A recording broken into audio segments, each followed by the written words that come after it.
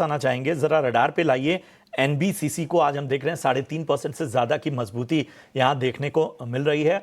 और इसके साथ ही बहुत सारे जो इन्वेस्टर्स हैं वो ओला इलेक्ट्रिक को लेकर भी फंसे हुए हैं। तो ओला इलेक्ट्रिक और इसके साथ ही एनबीसीसी, लेकिन सबसे पहले एनबीसीसी पे राय दीजिए, वहां की तेजी ज्यादा आकर्षित कर रही है। जी, अगर एनबीसीसी के चार्ट्स को देख रहे हैं तो अराउंड 13 से 14 दिनों के यहाँ पे करेक्शन देखने को मिले हैं।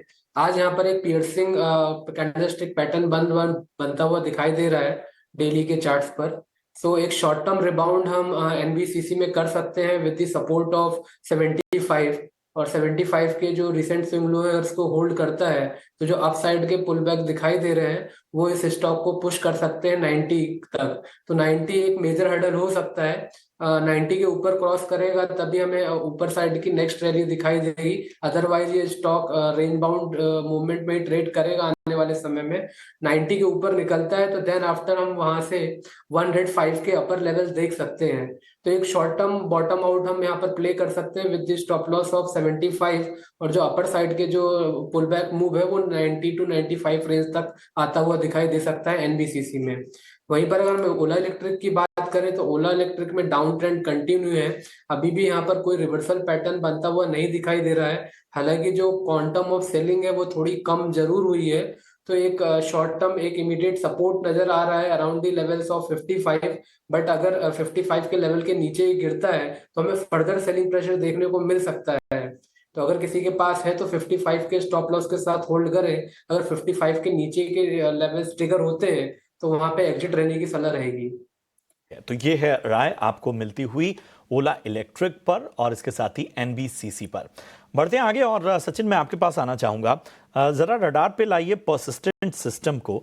आईटी पॉकेट में हम देख रहे हैं पिछले 5 ट्रेडिंग सेशन में जिस तरह का बाजार रहा है उसमें लगभग 4.5% का गेन इसने दिखाया है और आज भी लगभग 1.5% ऊपर है। कल की भी तेजी काफी बेहतर नजर आई हुई थी।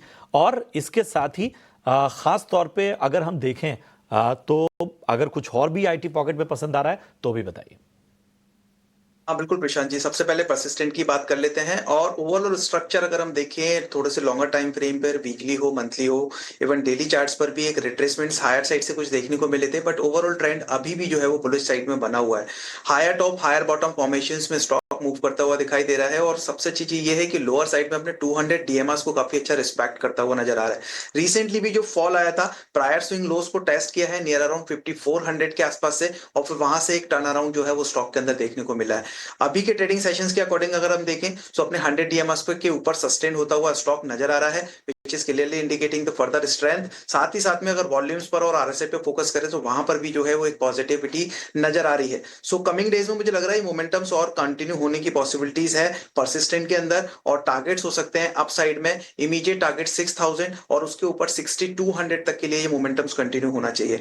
डाउन साइड्स में अभी के लिए जो बेस बन गया है, जो सपोर्ट्स बन गया है वो 5400 है, जो कि हमने बात की नियर 200 डेज के एएमएस के आसपास के लेवल्स है। सो 5400 अभी के लिए मुझे लग रहा है एक अच्छे सपोर्ट जोन बन गए। वाइल अपसाइड में 6200 तक के लिए मोमेंटम्स कंटिन्यू होने की पॉसिबिलिटीज नजर आ रही है। इसके